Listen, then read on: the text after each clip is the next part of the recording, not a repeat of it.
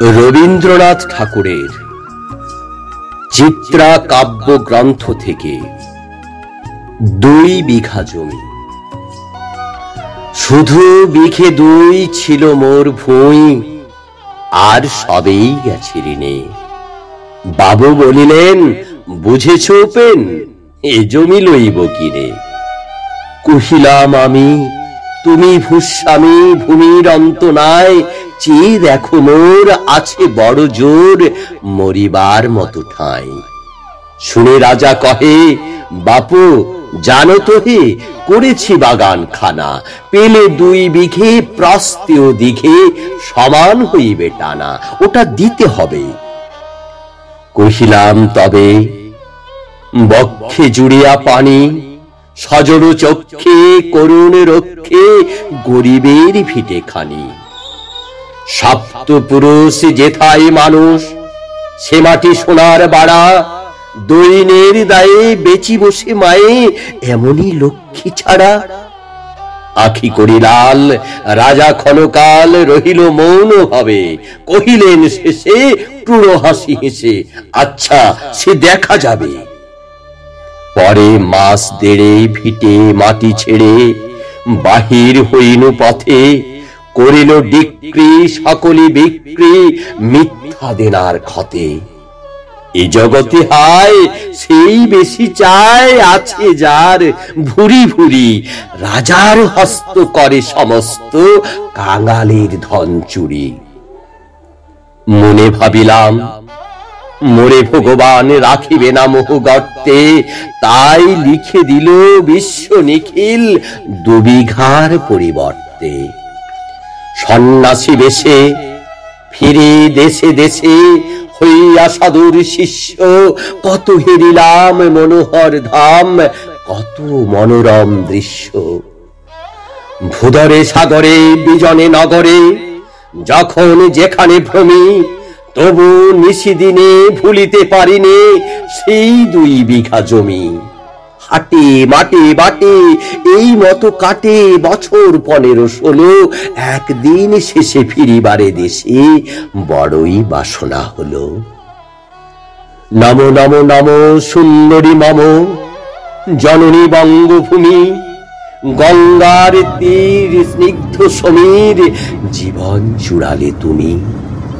অবারিত মাঠ, গগন ললাট, চুমে তব পদধূলি, ছায়া সুনিবিড় শান্তির নীড়, ছোট ছোট গ্রামগুলি। পল্লব ঘন আম্র কানন, রাখালের খেলা গেহ, স্তব্ধ অতল দিঘি কালো জল, নিশিত শীতল স্নেহ, বুক ভরা মধু বঙ্গের বধূ, জল লয়ে যায় ঘরে, মা বলিতে প্রাণ করে আনচান, চোখে আসে জল ভরে। 2 দিন পরে দ্বিতীয় প্রহরে প্রবেশিনু নিজ গ্রামে, কুমোরের বাড়ি দক্ষিণে ছাড়ি, রথতলা করি বামে, রাখি হাট খোলা, নন্দীর গোলা, মন্দির করি পাছে, ত্রিশাতুর শেষে পৌঁছিনু এসে আমার বাড়ির কাছে। ধিক ধিক ওরে শতধিক তোরে নীলাজ কুলোটা ভূমি, যখনই যাহার তখনই তাহার, এই কি জননী তুমি? সে কি মনে হবে, একদিন যবে ছিলে দরিদ্র মাতা, আঁচল ভরিয়া রাখিতে ধরিয়া ফল ফুল শাক পাতা, আজ কোন রীতে কারে ভুলাইতে, ধরেছ বিলাস বেশ 5 রঙা পাতা, অঞ্চলে গাথা পুষ্পে খচিত কেশ।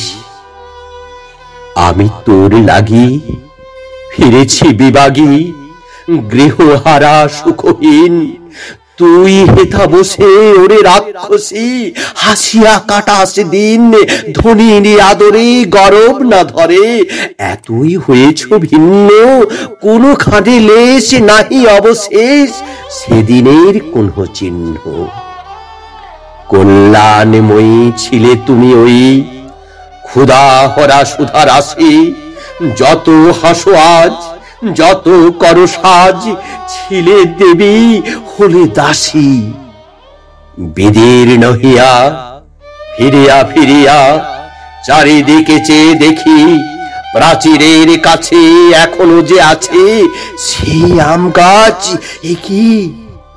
বসি তার তলে, নয়নের জলে শান্ত হইল ব্যথা, একে একে মনে উদিল স্মরণে বালক কালের কথা। সেই মনে পড়ে জ্যৈষ্ঠের ঝড়ে রাত্রে নাহিক ঘুম, অতি ভোরে উঠি তাড়াতাড়ি ছুটি আম কুড়াবার ধুম। সেই সুমধুর স্তব্ধ দুপুর পাঠশালা পলায়ন, ভাবিলাম হায় আর কি কোথায় ফিরে পাবো সে জীবন। সহসা বাতাস ফেলি গেল শ্বাস, শাখা দুলাইয়া গাছে দুটি পাকা ফল লোভিল ভূতল আমার কোলের কাছে। ভাবিলাম মনে, বুঝি এতক্ষণে আমারে চিনিল মাতা, স্নেহের সে দানে বহু সম্মানে বারেক ঠেকানো মাথা।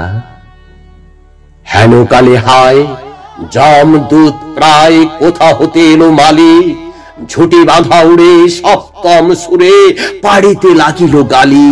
কহিলাম তবে আমি তো নীরবে দিয়েছি আমার সব, দুটি পাকা ফল তার করি অধিকার, এত তারি কলরব।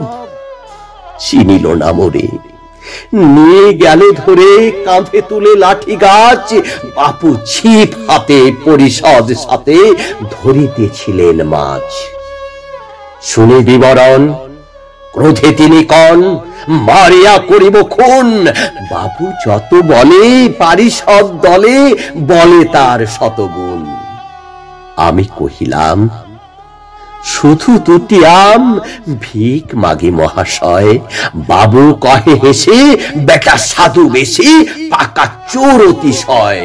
আমি শুনে হাসি, আঁখি জলে ভাসি, এই ছিল মোর ঘটে। তুমি মহারাজ সাধু হলে আজ, আমি আজ চোর বটে।